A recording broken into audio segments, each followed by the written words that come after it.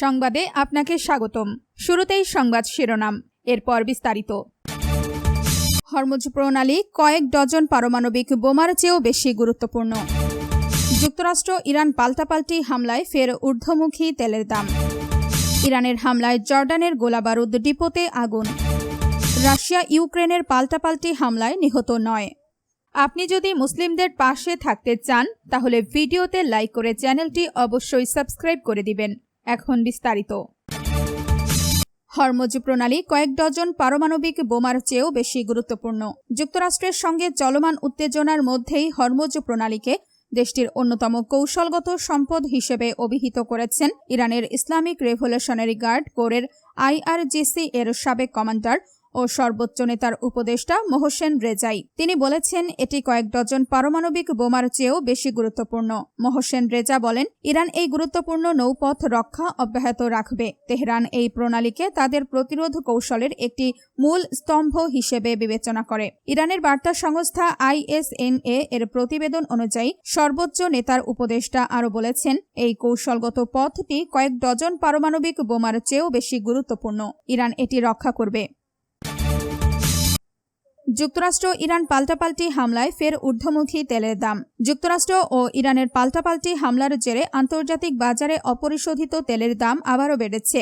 বিশেষ করে হরমুজ প্রণালী ঘিরে উত্তেজনা নতুন করে বাড়ায় বাজারে এর প্রভাব পড়েছে। এক প্রতিবেদনে এ তথ্য জানিয়েছে কাতার ভিত্তিক সংবাদ মাধ্যম আল জাজিরা। প্রতিবেদনে বলা হয়েছে, সোমবার 13 জুলাই লেনদেনের শুরুতেই ব্রেন্ট ক্রুডের দাম 3.3% বেড়ে ব্যারেল প্রতি $78.50 পৌঁছায়। এর আগে এটি $70.14 পর্যন্ত নেমে গিয়েছিল। একই সময়ে যুক্তরাষ্ট্রের WTI অপরিশোধিত তেলের দাম 3.4% বেড়ে ব্যারেল প্রতি $73.83 ওঠে। ইরানের হামলায় জর্ডানের গোলাবারুদ ডিপোতে আগুন। জর্ডানে যুক্তরাষ্ট্রের প্রিন্স হাসান বিমান ঘাঁটিতে হামলা চালিয়েছে ইরান। এর ফলে কয়েকটি জ্বালানি ডিপো এবং গোলাবারুদ সংরক্ষণাগারে আগুন ধরে যায় বলে দাবি করেছে ইরানের Islamic Revolutionary Guard Corps IRGC। সোমবার 13 জুলাই সকালে IRGCর জনসংযোগ বিভাগ এক বিবৃতিতে এই তথ্য জানায়। IRGC জানায়, তাদের মহাকাশ বাহিনী যুক্তরাষ্ট্রের গুরুত্বপূর্ণ এই সামরিক ঘাঁটির কয়েকটি লক্ষ্যবস্তুতে হামলা চালিয়েছে। এতে জ্বালানি সংরক্ষণ এলাকা ও গোলাবারুদ রাখার স্থাপনায় আগুন লাগে। যুক্তরাষ্ট্রের সামরিক সরঞ্জাম সরবরাহ ও প্রস্তুতিতে বড় ধরনের প্রভাব পড়েছে বলে তারা দাবি করেছে। IRGC জানায়, ইরানের উপকূলীয় সামরিক ঘাঁটিতে যুক্তরাষ্ট্রের হামলার জবাব হিসেবে এই অভিযান চালানো হয়েছে।